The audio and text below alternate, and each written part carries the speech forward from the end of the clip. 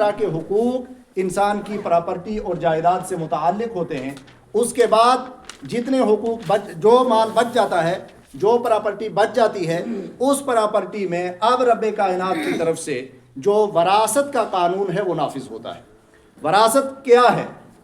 وراثت رب کائنات نے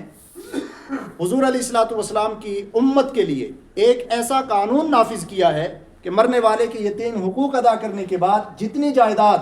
جتنی پراپرٹی، جتنی دولت بچتی ہے، اس پراپرٹی اور دولت کے ساتھ اس کے ورثہ کا حق لاحق ہوتا ہے۔ اس کے پیچھے رہنے والے جو ورثہ ہوتے ہیں، قرآن پاک نے سب کو حقوق عطا کیے ہیں، انہیں وراثت کہا جاتا ہے، اسی کو علم المیراث کہا جاتا ہے یا علم الفرائض کے نام سے اس کو پکارا جاتا ہے۔ اب یہاں سے ہماری گفتگو کا آغاز ہو رہا ہے، جو آیت کریمہ میں نے پڑھی اس آیت کریمہ کے پس منظر میں اور اس کے پیش منظر میں رب کائنات نے حضور علیہ الصلوۃ والسلام کی اس امت مسلمہ پر یہ احسان فرمایا ہے کہ وراثت کے قانون باضابطہ قرآن پاک میں نازل فرمائے۔ تو بہرحال انسان کی وراثت کے تعلق سے جو ہمارا چیپٹر ہے یہ 3 محور پر مشتمل ہوگا، اور بہت ممکن ہے کہ شاید آج اس مختصر حصے میں ان 3 محوروں میں سے کسی ایک محور کو بھی مکمل نہ کر سکوں، لیکن انشاءاللہ ہم یہ کوشش کریں گے کہ بالترتیب اس کو ان 3 محوروں کو آپ حضرات کے گوش گزار کیا جائے، تاکہ وراثت کے قوانین، وراثت کی فضیلت و اہمیت آپ حضرات کے ذہن نشین ہو سکے۔ چنانچہ پہلا محور ہمارا ہوگا کہ علم میراث کی فضیلت کیا ہے، علم میراث کی اہمیت اسلام میں کیا ہے، یہ پہلا محور ہوگا۔ دوسرا محور ہمارا ہوگا علم میراث کی تاریخی حیثیت، کہ تاریخ کے لحاظ سے علم میراث کی کب ضرورت پڑی اور کب قرآن پاک کی آیات بینات میں علم میراث کا حکم باضابطہ نازل ہوا۔ اور تیسرا محور جو ہمارا ہوگا وہ وراثت کے تفصیلی احکام۔ یہ احکام تو ویسے بہت ہی تفصیلی ہیں، لیکن اختصار کے ساتھ اس کے چند احکام اور چند گوشے میں آپ حضرات کے گوش گزار کرنے کی کوشش کروں گا تاکہ ایک خاکہ ہمارے ذہن میں بیٹھ سکے۔ تو اس میں پھر عرض کرتا چلوں کہ اللہ جل شانہ نے اس کی فضیلت علم میراث کی فضیلت اس سے واضح ہوتی ہے کہ آپ حضرات دیکھیں جتنے بھی احکام مسلمانوں کے لیے قرآن پاک میں نازل کیے گئے، مومنین کو خطاب کر کے جو احکام اللہ تبارک و تعالیٰ نے نازل فرمائے، ان تمام احکام کو اجمالی طور پر قرآن پاک میں بیان کیا گیا ہے۔ چنانچہ نماز کے تعلق سے فرمایا گیا اقیم الصلاۃ، نماز قائم کرو، لیکن تفصیل نہیں بتائی گئی کہ دن میں 5 وقت نماز پڑھو، ظہر کے 4 فرض ہیں، عصر کے 4 فرض ہیں، مغرب کے 3 فرض ہیں، عشاء کے 4 فرض ہیں، فجر کے 2 فرض ہیں، 3 واجب ہیں عشاء میں۔ تو یہ تفصیل قرآن پاک میں تفصیلاً احکام نازل نہیں ہوئے، بس اجمالاً اقیم الصلاۃ۔ زکوٰۃ کے تعلق سے فرمایا گیا وآتوا الزکوٰۃ، زکوٰۃ ادا کرو، لیکن کتنے مال پر زکوٰۃ ادا کی جائے، اس کے شرائط کیا ہیں، اس کے احکامات کیا ہیں، یہ تفصیل قرآن پاک میں موجود نہیں ہے۔ اسی طرح دیگر احکام بھی قرآن پاک میں جو احکام نازل ہوئے ان میں اجمال ہے، اور احادیث نبویہ میں حضور علیہ الصلوۃ والسلام نے قولاً بھی اور اپنے عمل اور کردار کے ذریعے بھی، اپنے کریکٹر کے ذریعے بھی، اپنی سیرت طیبہ کے ذریعے قرآن پاک کے ان احکامات کی تفصیل فرمائی ہے۔ گزشتہ جمعہ خطبہ جمعہ میں نے عرض کیا تھا، اور چھوٹی سی ایک بات رہ گئی تھی، میں اس کی وضاحت اس مقام پر کر کے آگے گزرنا چاہتا ہوں۔ چنانچہ اللہ جل شانہ نے اقیم الصلاۃ فرمایا، اور میں نے عرض کیا تھا کہ معراج کی شب سفر کی حالت میں یہ نماز فرض ہوئی تھی، لیکن 2 فرض ہوئی تھی، اور حضر کی حالت میں حضرت عائشہ صدیقہ رضی اللہ تعالیٰ عنہا روایت کرتی ہیں، صحیح بخاری میں حدیث آئی کہ سفر کی حالت میں نماز اسی حکم پر باقی رہی، اور حضر میں 2 رکعت کا مدینہ شریف جا کر 40 دن کے بعد یا 1 سال کے بعد اضافہ کر دیا گیا۔ لیکن اس تعلق سے ایک چھوٹی سی بات رہ گئی تھی نماز مغرب اور فجر کے تعلق سے، کہ فجر میں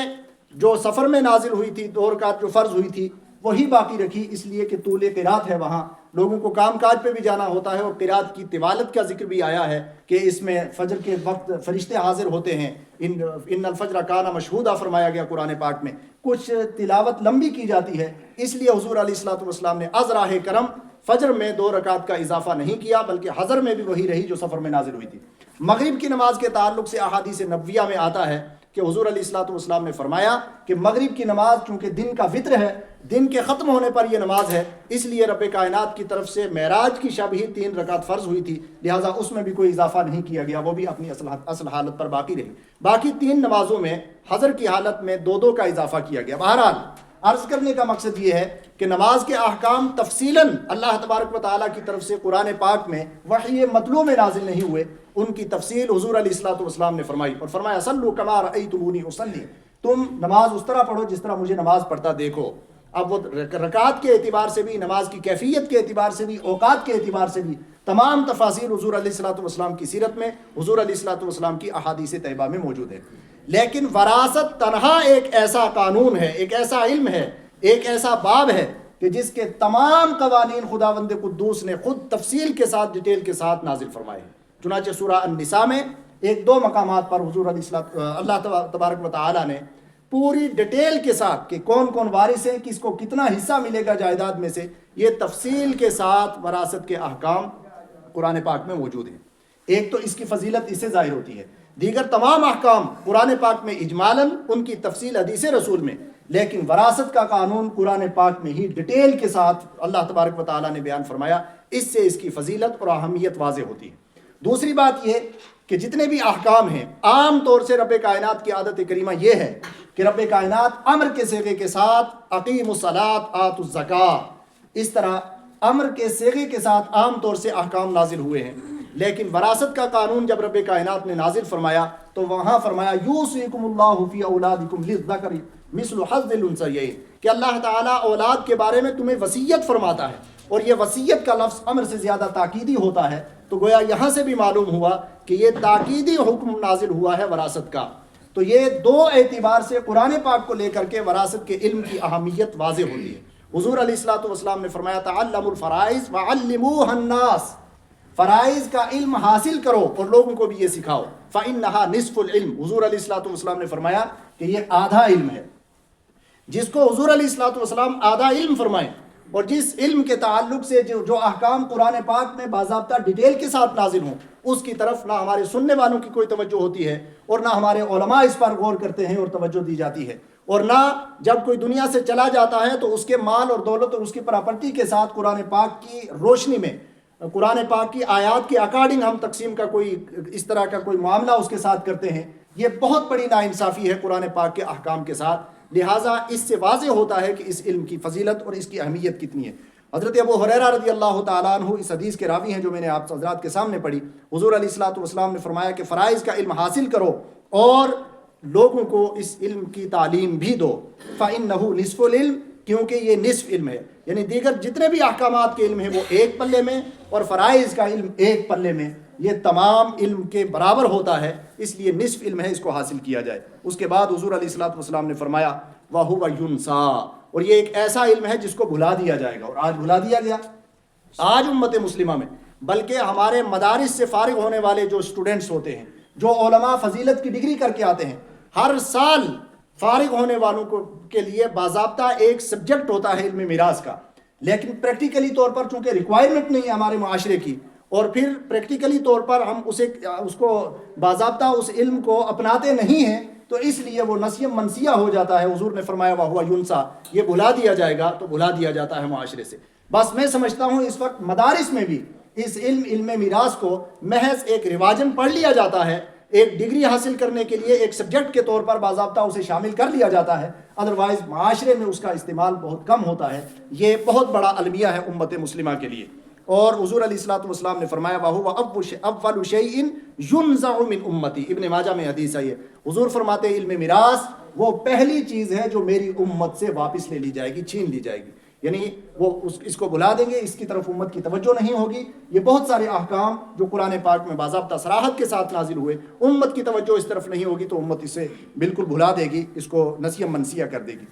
حضرت عبداللہ ابن مسعود رضی اللہ تعالیٰ عنہ بہت سارے علوم کا تذکرہ کرتے ہوئے حضور علیہ الصلوۃ والسلام کی طرف نسبت کرتے ہوئے ارشاد فرماتے ہیں، بہقی اور دارقطنی نے اور طبرانی اور حاکم نے اسے روایت کیا حضرت عبداللہ ابن مسعود سے، وہ فرماتے ہیں حضور علیہ الصلوۃ والسلام نے ارشاد فرمایا کہ علم میراث حاصل کرو، اور اس کے بعد فرمایا فإنی امرؤ مقبوض، کیونکہ میں دنیا سے جانے والا ہوں، والعلم سیقبض، اور ان قریب علم بھی اٹھا لیا جائے گا، وتظہر الفتن، اور فتنے معاشرے میں برپا ہو جائیں گے، حتی یختلف اثنان فی فریضۃ لا یجدان احدا یفصل بینہما، یہاں تک کہ علم فرائض کے تعلق سے، حقوق کے تعلق سے دو آدمیوں میں یا دو بھائی بہنوں میں آپس میں اختلاف ہوگا۔ حضور علیہ الصلوۃ والسلام فرماتے ہیں یہ علم اس طرح اٹھا دیا جائے گا کہ جب دو آدمیوں کا آپس میں اختلاف ہو جائے گا تو وہ کسی تیسرے ایسے شخص کو نہیں پا سکیں گے جو ان کے مابین باضابطہ قرآن پاک کے احکام کے اکارڈنگ فیصلہ کر سکے. ایسا کوئی علم نہیں ملے گا، ایسا کوئی شخص نہیں ملے گا انہیں. تو حضور علیہ الصلوۃ والسلام نے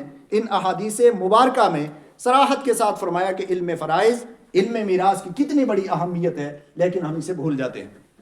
اور دوسری بات میں یہ بھی عرض کر دوں کہ جہاں تک میرا سیلف ایکسپیرینس ہے، میرا اپنا تجربہ ہے کہ علم میراث جسے نصف العلم کہا گیا ہے، قرآن پاک میں محض 4 آیات بینات میں قرآن پاک پورا علم میراث بھر دیا گیا ہے. اور ان 4 آیات کو ڈیٹیل کے ساتھ اگر آدمی پڑھنے بیٹھ جائے اور صحیح ذہین سٹوڈنٹ ہو تو کل 7 یا 8 دن کا سبق ہے یہ، اس سے زیادہ پورا علم میراث نہیں ہے. 7-8 دن کے کورس میں آپ پورا علم میراث سیکھ سکتے ہیں. اور علم میراث حاصل کرنے کے لیے عربک گرامر کی آپ کو قطعاً ضرورت نہیں ہے. علم میراث حاصل کرنے کے لیے کسی اور دوسرے سبجیکٹ کے سہارا لینے کی ضرورت نہیں ہے. بس جمع تفریق تھوڑا بہت بنیادی میتھمیٹکس آپ کو آنا چاہیے. اس کے بعد آپ چند قوانین، چاہے انگلش میں آپ لکھ لیجئے، چاہے آپ اردو میں لکھ لیجئے، یا اپنی زبان میں اسے یاد کر لیجئے، چند قوانین یاد کر لیجئے، پورا علم میراث آپ کے سینے میں آ جائے گا اور چٹکیوں میں آپ خود بخود مسئلہ حل کرتے ہوئے نظر آئیں گے. اتنا آسان ہے علم میراث. لیکن علم میراث کی آسانی کے باوجود اس کی طرف توجہ نہ ہونے کی بنیاد پر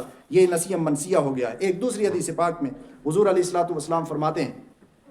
ابو داؤد اور ابن ماجہ میں حضرت عبداللہ ابن عمرو ابن العاص روایت کرتے ہیں کہ حضور علیہ الصلوۃ والسلام نے فرمایا العلم ثلاثۃ وما سوى ذلك فضل. اصل علم تو 3 ہی ہیں، اس کے سوا جو دوسرے علوم ہیں وہ سب اضافی چیز ہیں. آیات محکمہ، ایک تو قرآن پاک کی وہ آیات بینات کہ جن کا حکم ابھی تک منسوخ نہیں ہوا ہے بلکہ من عن باقی ہے. او سنت قائمہ، یا حضور علیہ الصلوۃ والسلام کی سنت اور سیرت کا علم. او فریضۃ عادلہ، یا علم میراث. یعنی علم میراث کو حضور علیہ الصلوۃ والسلام نے ان 2 علوم کے ساتھ لگا کر کے بیان فرمایا کہ یہ 3 علوم ایسے ہیں جو علم کی اصل ہیں، باقی تمام فروع ہیں اور باقی تمام زائد چیزیں ہیں. اس لیے دوستو میں نے عرض کیا تھا ابتداءً بھی کہ ہم اس بحث کو انشاءاللہ 3 محوروں میں کمپلیٹ کریں گے، جس میں سے پہلا فضیلت، وہ بھی میں نے ایک چھوٹا سا 2 حدیثیں اور 1-2 اشارے آیات بینات کی طرف کر کے عرض کیا کہ یہ علم میراث کی اتنی بڑی فضیلت ہے، حضور علیہ الصلوۃ والسلام نے اسے نصف العلم فرمایا ہے. اب باقی 2 چیزیں، تاریخی حیثیت اس کی کیا ہے علم میراث کی،